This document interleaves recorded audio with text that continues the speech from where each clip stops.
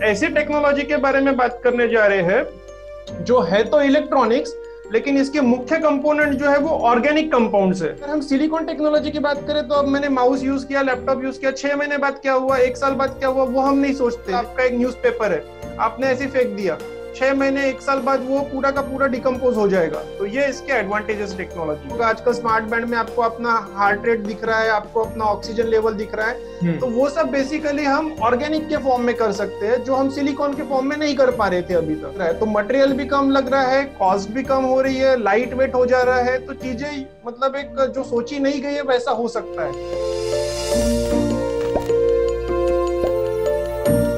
नमस्ते, मेरा नाम आयुष है। आप दी लल्लन टॉप की सबसे नई सीरीज देख रहे हैं जिसका नाम है साइंस वाला। एक्चुअली ये नई नहीं है, पुरानी है। अब 6-7 एपिसोड हो चुके हैं और साइंस वाला के इस एपिसोड में हमारे साथ हैं Ramakant Sharma. Ramakant Sharma post doctoral researcher हैं KAIST में, यानी Korea advanced institute of science and technology, और ये पोस्ट डॉक्टरल रिसर्चर हैं ऑर्गेनिक इलेक्ट्रॉनिक्स की फील्ड में। हमने इन्हें इसीलिए बुलाया है कि ये हमें समझाएं कि ये क्या फील्ड है और ये वहाँ पे क्या काम कर रहे हैं। तो रमाकांत जी, आपका बहुत बहुत स्वागत है।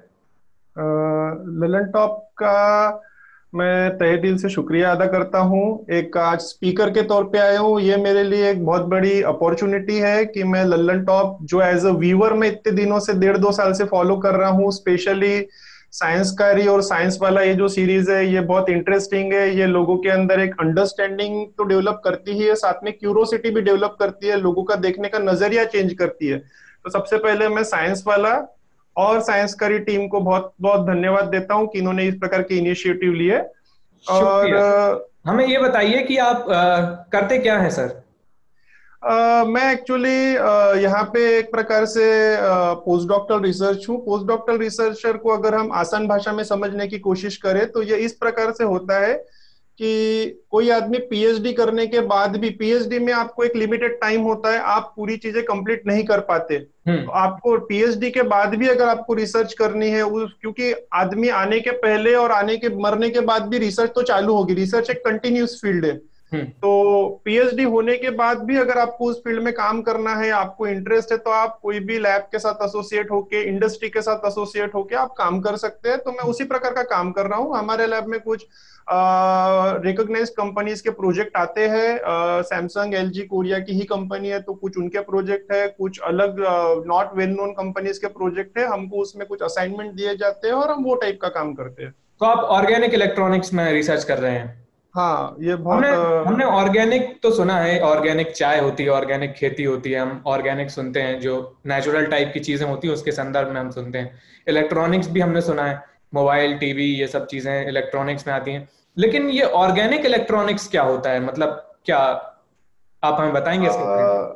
हाँ, ये एक्चुअली थोड़ा सा एक प्रकार का मिसनोमर क्रिएट करता है कि अगर हम इनको ऑर्गेनिक चाय या ऑर्गेनिक खेती के साथ कंपेयर करें तो ये थोड़ा सा कंफ्यूजन करता है कि भाई इसमें कोई पेस्टिसाइड या इंटेक्ट, हम फूड के बारे में, एग्रीकल्चर में बात करें तो हमारे दिमाग में एक भ्रांति आती है कि नहीं भाई इसमें सब नेचुरल प्रोडक्ट है, इसमें कुछ ये सब चीजें नहीं है। तो उसी प्रकार से ऑर्गेनिक इलेक्ट्रॉनिक्स को अगर हम उस लैंग्वेज में समझने की कोशिश करेंगे तो ये एक प्रकार का एक मिसनोमर होगा।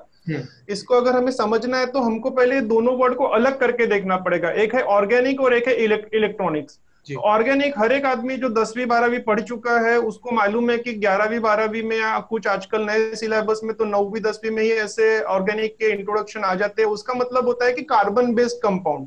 अब कार्बन बेस्ड कंपाउंड मतलब क्या है? हम चारों तरफ से हमारे हाथ साथ में हम एक्चुअली कार्बन बेस्ड कंपाउंड से ही घिरे हुए हैं। आप टेबल ले लो, चेयर ले लो, आप अपने घर का पर्दा ले लो, टेक्सटाइल ले लो, आप अपना कोई भी चीज, प्लास्टिक का सामान उठा लो, रबर उठा लो, ये सब कार्बन बेस्ड है। तो ये ऑर्गेनिक की कैटेगरी में आ गए। और इलेक्ट्रॉनिक्स मतलब आज जैसा कि आपने खुद ने अभी बताया कि मोबाइल हो गया, टेलीविजन हो गई, हमारे घर का electric socket, mixer, electric refrigerator, ये सब इलेक्ट्रॉनिक डिवाइसेस या अप्लायंसेस हो गए। तो ये दोनों बेसिकली अलग अलग पॉइंट ऑफ व्यू से तो हमने समझ लिया, ये ऑर्गेनिक हो गया, इलेक्ट्रॉनिक्स।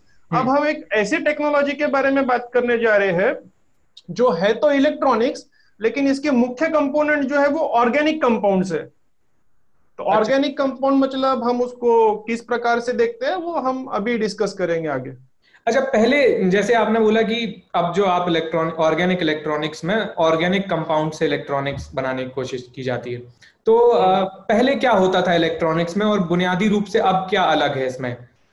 हाँ, तो ये एक बहुत ही इंटरेस्टिंग क्वेश्चन है, क्योंकि ये क्वेश्चन समझे बिना आप इस टेक्नोलॉजी को पूरी तरीके से इसका पोटेंशियल समझ नहीं पाएंगे, इसकी अपॉर्चुनिटी समझ नहीं पाएंगे। तो अभी तक के क्या होता था, हम लोग मैक्सिमम जितने भी इलेक्ट्रॉनिक कंपाउंड्स है, सॉरी इलेक्ट्रॉनिक गैजेट्स है, इलेक्ट्रॉनिक डिवाइसेस में सिलिकॉन एज अ मेन हम कंपाउंड यूज करते हैं।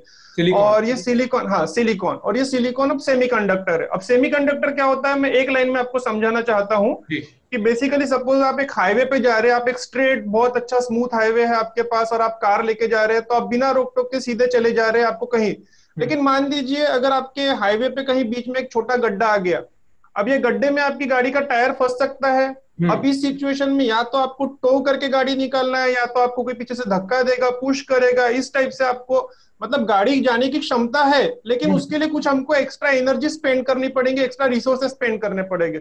और तीसरी सिचुएशन ऐसी आ सकती है कि मान के चलो कि आप हाईवे पे जा रहे हो, लेकिन अब बहुत बड़ा गड्ढा आ गया कि भाई, जैसे अभी हमने बिहार में देखा कि भाई स्लैब टूट गया ब्रिज का वगैरह, इस टाइप से, तो उस टाइप की सिचुएशन आ गई। तो उस सिचुएशन में आप कितने भी लोग धक्का दे, कितने भी लोग टो करे, गाड़ी एक पार से दूसरे पार तो जाने वाली नहीं है।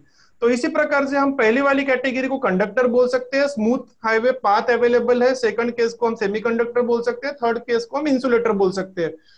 तो जब हम यहाँ यहाँ पे जो आपकी ऑर्गेनिक गाड़ी है वो आपने करंट से एनालॉगी बनाई है ना? करंट से एनोलॉजी बनाई है, और चार्ज बोल लो या करंट बोल लो, और वो पाथ कंप्लीट होना बहुत जरूरी है कोई भी इलेक्ट्रॉनिक डिवाइसेस में। और दूसरी चीज अगर आप देखी जाए, तो अब मैंने जैसे पहले बताया कि हर एक इलेक्ट्रॉनिक डिवाइसेस में, ऑलमोस्ट सभी में आजकल हम सेमीकंडक्टर यूज करते हैं। तो ये सेमीकंडक्टर जो है, ये हम सिलिकॉन के फॉर्म में यूज करते थे जनरली। अब ये सिलिकॉन क्या है, क्या इश्यूज है कि सिलिकॉन सबसे पहले तो हमारे नेचुरल फॉर्म में अगर अवेलेबल अगर है पृथ्वी में, तो ये अर्थ क्रस्ट के अंदर है, और SiO2 के फॉर्म में है। अब SiO2 से अगर मुझे सिलिकॉन बनाना है, तो ये सैंड है, इसको हीट करने के लिए बहुत 1200 1300 डिग्री टेम्परेचर लगता है। इस टेम्परेचर पे एक्चुअली अगर हम हीट कर रहे हैं, तो हमारी पहले से इनपुट एनर्जी इतनी ज्यादा लग गई कि हमारा कॉस्ट बढ़ गया, टेक्नोलॉजी के इश्यूज बढ़ गए, क्योंकि 1200 1300 डिग्री आप आसानी से तो जनरेट करोगे नहीं। सेकंड चीज अगर अगर देखी जाए, तो उतना होने के बावजूद भी उसको नेचुरल फॉर्म में हम यूज नहीं कर सकते, उसको हमको वेफर के फॉर्म में, चिप्स के फॉर्म में यूज करना पड़ता है। जैसे हम पोटैटो चिप्स वगैरह खाते हैं, ओनियन चिप्स खाते हैं, तो उस प्रकार से वो चिप्स के फॉर्म में। अब सिलिकॉन इतना हार्ड कंपाउंड है कि वो नॉर्मल तरीके से तो कटता नहीं, उसके लिए डायमंड कटर वगैरह लगते हैं। तो ये सब चीजें कॉम्प्लेक्सिटी क्रिएट करती है। और साथ में सबसे बड़ा जो इशू है सिलिकॉन के, जो और दो इशू बोल सकते हैं आप, वो एक ब्रिटल नेचर है।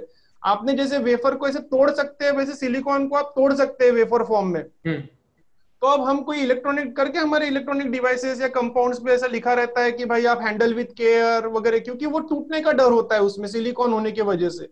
अब यही बात अगर मैं ऑर्गेनिक के कॉन्टेक्स्ट में देखूं, तो ऑर्गेनिक में ये सब मतलब हमारे को ये सब प्रॉब्लम्स नहीं आएंगे। ये कैसे नहीं आएंगे, क्योंकि ऑर्गेनिक कंपाउंड, जैसे कि मैं बोल चुका हूँ, ये carbon hydrogen nitrogen oxygen based compound है। इसमें यही सब कॉम्बिनेशन रहता है, जो कि हम डे टू डे लाइफ में हम हर जगह देख रहे हैं। मतलब ऐसी कोई बात ही नहीं है कि जहाँ कार्बन हाइड्रोजन ऑक्सीजन नाइट्रोजन नहीं है।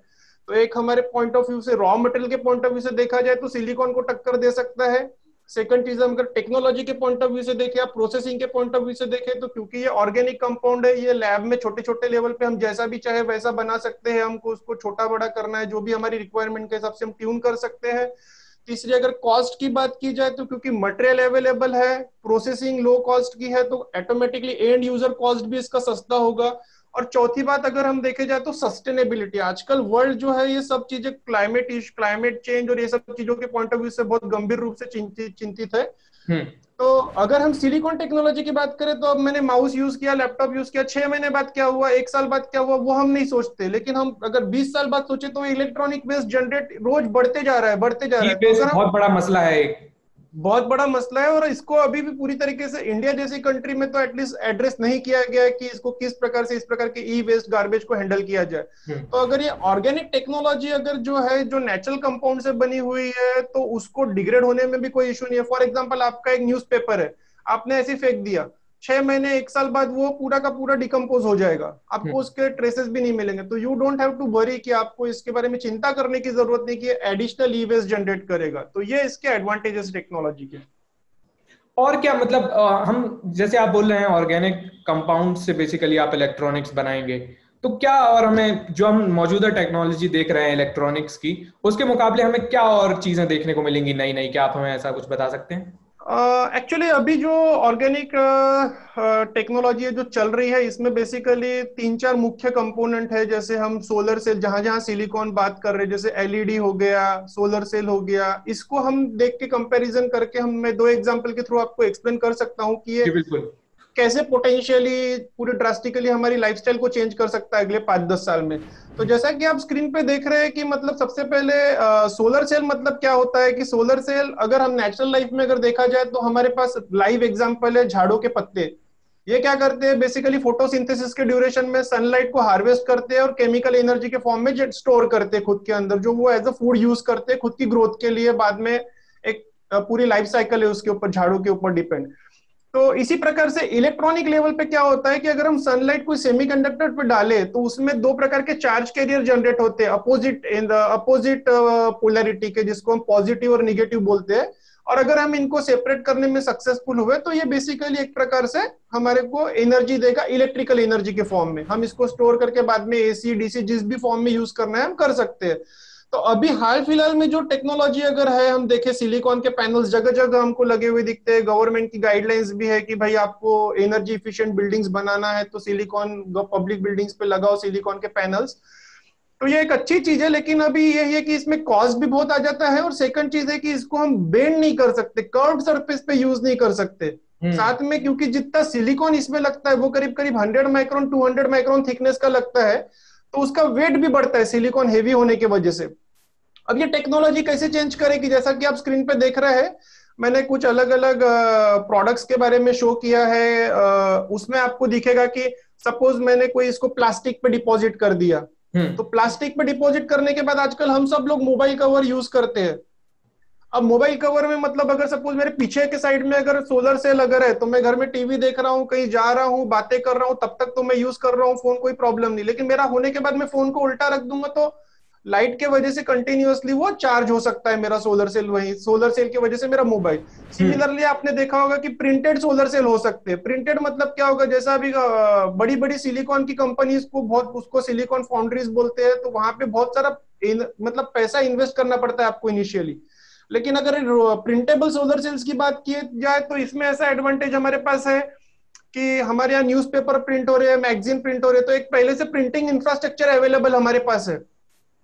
तो इसी प्रकार से हम सोलर सेल्स को प्रिंट कर सकते हैं, जो कि एक कॉस्ट इफेक्टिव हो जाएगा। और इंडिया जैसी कंट्री जहाँ पे डेवलपिंग कंट्री हम बोलते हैं, या अफ्रीकन कंट्रीज जहाँ पे डेवलपिंग कंट्रीज हम बात करते हैं, तो यहाँ पे विदाउट मच इन्वेस्टमेंट आपके पास एनर्जी रिसोर्सेस अवेलेबल है।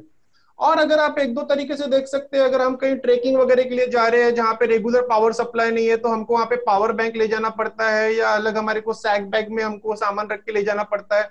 हो सकता है कि मैं इसको टेक्सटाइल के ऊपर डिपॉजिट करके अगर बैग, सोलर बैग्स बना लूं, या पावर बैंक में रोलेबल सोलर सेल के ऊपर, मतलब ऐसे सिलेंडर के आसपास में उसको रोल करके उस जैसे मैं ऊपर पहुंच जाऊं, मैं उसको एक्सटेंड कर लूं हार्वेस्टिंग कैंपिंग के वक्त, और बाद में मेरा यूज होने के बाद में फिर से उसको रोल करके अपने पॉकेट में रख के ले जाऊं। तो हम्म। टेक्नोलॉजी में इतना पोटेंशियल है कि ये हमारे को एक अलग अलग प्रकार के गैजेट्स दे सकता है, जो कि आज की तारीख में सिलिकॉन के कॉन्टेक्स्ट में अगर सोचा जाए तो पॉसिबल नहीं है।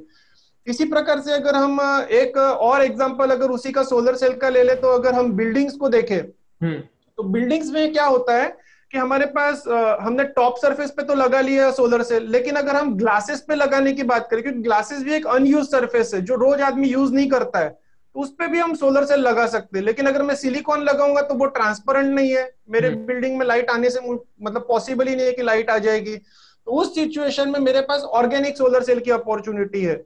मैंने ऑर्गेनिक के डिफरेंट डिफरेंट कंपाउंड बनाए जो अलग अलग कलर के हैं, तो दिखने में भी बिल्डिंग बहुत सुंदर दिखेंगी, दूर से अट्रैक्टिव एस्थेटिक लुक आ जाएगा, और साथ में लाइट भी हार्वेस्ट कर पाऊंगा। और एक मैं छोटा सा एग्जांपल अपने दर्शकों को दूंगा जो मुझे ऐसा लगता है कि हमने लॉन्ग टर्म में करना चाहिए। हम्म। एक पेड़ का एग्जांपल देना चाहता हूं मैं। अभी एक कंपनी है हाल फिलहाल में, उन्होंने एक सोलर लीफ नाम का एक छोटा सा सोलर सेल बनाया है। ये प्लास्टिकल, मतलब झाड़ू के पत्ते जैसा ही दिखेगा दिखने में। तो क्यों ना हम इस प्रकार से एक झाड़ बनाए छोटे से, जो सो स्मार्ट प्लांट बोले, जो हम लोग हर एक जन इंटीरियर में हमारे घरों में रखते हैं, क्योंकि हमको फ्रेश फील होता है। मतलब झाड़ वगैरह अगर घर में अंदर रहे, पेड़ वगैरह अंदर छोटे छोटे पौधे रहे, तो उस केस में सपोज मैं एक सेल ऐसा, मतलब सोलर सेल का एक पत्ता बना रहा हूं, और ऐसे बहुत सारे पत्तों को मैं जमा करके एक पेड़ के सपोज एक प्लांट के रूप में आकार दे रहा हूं, जो वायरिंग के थ्रू सपोज नीचे कुंडी तक के पहुंच जाए। कुंडी में मैं एक एनर्जी स्टोर करने के लिए एक इन्वर्टर रख लूं या एक पावर सप्लाई के लिए बैटरी रख लूं जहां पे पूरी एनर्जी स्टोर हो जाए, और कुंडी के अंदर मैं छोटे छोटे पावर सॉकेट दे दूं जहां पे मैं मेरे छोटे छोटे इलेक्ट्रॉनिक गैजेट्स चार्ज कर लूं। हम्म। तो हम घर में ही बैठे हैं, वही पूरा एटमॉस्फेयर है, लेकिन हमारे सोचने की, और क्योंकि हम आज दिन ब दिन इंटरनेट ऑफ थिंग्स की बात कर रहे हैं, तो हम आज से 10 साल बाद पूरे और इलेक्ट्रॉनिक गैजेट से ही सराउंड होने वाले हैं आसपास में। तो ये छोटे छोटे इलेक्ट्रॉनिक गैजेट्स को चार्ज करने के लिए बहुत पोटेंशियल रखता है। तो तो एक ये तो पौधा एक सूरज से एनर्जी लेगा और हमारे गैजेट्स चार्ज कर देगा। सोलर बाहर अगर रखोगे तो सन से लेगा, या घर में भी लेंगे तो हम आजकल लाइट यूज करते हैं, तो क्योंकि इसकी लाइटिंग हार्वेस्टिंग एबिलिटी सिलिकॉन से बहुत ज्यादा है हम्म। करके, इसमें क्या होता है कि सिलिकॉन जो सपोज 100 माइक्रोन थिकनेस में अगर 10,000 फोटोन एब्जॉर्ब करता है, तो मुझे 10,000 फोटोन्स एब्जॉर्ब करने के लिए अभी 100 माइक्रोन नहीं, 100.001 माइक्रोन भी इनफ है। मतलब उससे अच्छा। 100 टाइम्स कम मटेरियल लग रहा है, तो मटेरियल भी कम लग रहा है, कॉस्ट भी कम हो रही है, लाइट वेट हो जा रहा है, तो चीजें मतलब एक जो सोची नहीं गई है वैसा हो सकता है। और कुछ मतलब और क्या भविष्य में हमें चीजें मतलब इसमें देखने को मिल सकती हैं, क्या बदलाव और आ सकते हैं इस टेक्नोलॉजी के दम पे? वो तो आएंगे, वो तो मैं अभी आपके साथ डिस्कस करूंगा। एक एग्जांपल मेरे दिमाग में अभी आया जो हम दर्शकों को शायद पता भी नहीं होगा कि वो नोइंगली या अननोइंगली ऑर्गेनिक टेक्नोलॉजी यूज कर रहे हैं। तो उसमें आप देख लीजिए कि हमारे अभी थोड़े दिन पहले लास्ट ईयर में एलजी कंपनी ने रोलेबल टीवी लॉन्च किया था, या सैमसंग कंपनी ने फोल्डेबल फोन लॉन्च किया था। तो ये फोन्स में या टीवीज में क्या है, एक प्रकार का डिस्प्ले है, और ये डिस्प्ले अगर हम ऑर्गेनिक के बेस पे बनाए तो हमारे पास वही सब बातें जैसे मैंने आपको बताया कि हम इसको बेंड कर सकते हैं, हम इसको फोल्ड कर सकते हैं जैसी हमारी रिक्वायरमेंट है। हम्म। तो ये तो एक हर वो सरफेस जहां पे हमको कर्व्ड सरफेस है, फ्लैट सरफेस नहीं, वहां पे हम इसको यूज कर सकते हैं। और उसके दो एग्जांपल में आज की तारीख में, कोविड अभी चल रहा है तो कोविड के कॉन्टेक्स्ट में डिस्कस करना चाहूंगा। जी। एक इलेक्ट्रॉनिक डिवाइस है जिसको हम पल्स ऑक्सीमीटर बोलते हैं। तो हाँ। ये पल्स ऑक्सीमीटर क्या करता है, बेसिकली हमारे शरीर में ऑक्सीजन कितना है ये बताता है। अभी आपने सुना होगा बीच में कोविड 19 में दिल्ली गवर्नमेंट बोल रही थी कि हम सभी लोगों को पल्स ऑक्सीमीटर बांटेंगे ताकि वो हाँ। घर पे ही खुद को क्वारंटाइन करते हुए खुद का ऑक्सीजन लेवल मॉनिटर करे।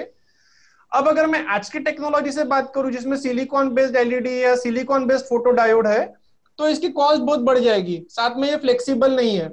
लेकिन अगर सपोज मैं यही टेक्नोलॉजी अगर सपोज ऑर्गेनिक के पॉइंट ऑफ व्यू से सोचूं, जो अभी पायलट टाइप पे तो पहुंच गई है लेकिन फुल्ली कमर्शियल होने की एक प्रकार से देखा जाए तो कुछ कुछ कंपनी उसको ट्राई कर रही है, pilot type prototype product ready है। लेकिन आने वाले फ्यूचर के पॉइंट ऑफ व्यू से अगर मैं सोचूं, तो जैसा कि आप स्क्रीन पे देख रहे हैं कि हम इस टाइप के पल्स ऑक्सीमीटर बना सकते हैं ओलेड बेस्ड या ऑर्गेनिक कंपाउंड बेस्ड, जो बेसिकली हमारे को हम जैसे हाथ में हमारे बांध लिया, जैसे हम घड़ी पहने तो वैसे स्मार्ट बैंड, आपने पल्स ऑक्सीमीटर स्मार्ट बैंड के फॉर्म में भी देखा होगा। आजकल स्मार्ट बैंड में आपको अपना हार्ट रेट दिख रहा है, आपको अपना ऑक्सीजन लेवल दिख रहा है। तो वो सब बेसिकली हम ऑर्गेनिक के फॉर्म में कर सकते हैं जो हम सिलिकॉन के फॉर्म में नहीं कर पा रहे थे अभी तक। तो ये एक बहुत बड़ा उसका एडवांटेज हो गया। और अच्छा मान लीजिए आप Korean advance institute of science and technology में हैं, आप पोस्ट डॉक्टरल रिसर्च कर रहे हैं ऑर्गेनिक इलेक्ट्रॉनिक्स की फील्ड में। अगर कोई और इसी फील्ड में करियर बनाना चाहता है तो उसे क्या करना चाहिए और क्या मौके हैं इसमें करियर से रिलेटेड? जैसा कि मैंने आपको बताया कि ये फील्ड एक बहुत ही इंटरडिसिप्लिनरी है, इसमें मतलब ऑर्गेनिक का भी काम आ रहा है, इलेक्ट्रॉनिक का भी काम आ रहा है, तो इसमें सभी के लिए एक अपॉर्चुनिटीज अवेलेबल है। फॉर एग्जांपल कोई बच्चा केमिस्ट्री पढ़ रहा है, बीटेक केमिकल इंजीनियरिंग कर लिया या बीएससी एमएससी केमिकल्स केमिस्ट्री वगैरह कर लिया, तो वो आदमी यहाँ पे अलग अलग कंपाउंड बनाने के रूप में काम कर सकता है। कोई अगर फिजिक्स वाला बंदा है तो वो फिजिक्स वाला लड़का लड़की क्या कर सकता है यहाँ पे कि भाई मैं उसकी ऑप्टिकल प्रॉपर्टीज कैसी है, उसकी इलेक्ट्रॉनिक प्रॉपर्टीज कैसी है, उस पर फोकस कर लूंगा, उसके एस्पेक्ट को स्टडी कर लूंगा।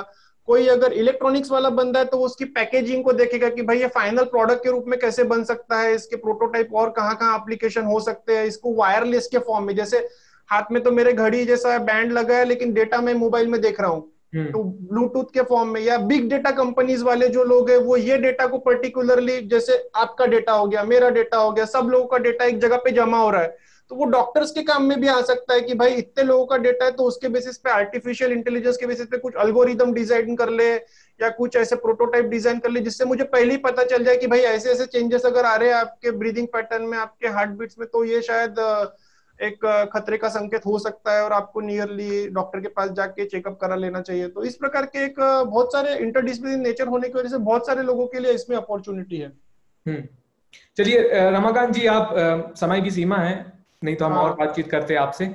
आप साइंस वाला में आए, इसके लिए बहुत बहुत शुक्रिया। आपने हमें ऑर्गेनिक इलेक्ट्रॉनिक्स में बताया। आप हमें कमेंट करके बताइए कि वीडियो आपको कैसा लगा। साइंस वाला में और किसे बुलाना चाहिए और किन लोगों से बात करनी चाहिए, किन टॉपिक्स को कवर करना चाहिए, कमेंट करके आप हमें ये भी बताएं। हमारा पता है lallentopscience@gmail.com। ये वीडियो देखने के लिए बहुत बहुत शुक्रिया।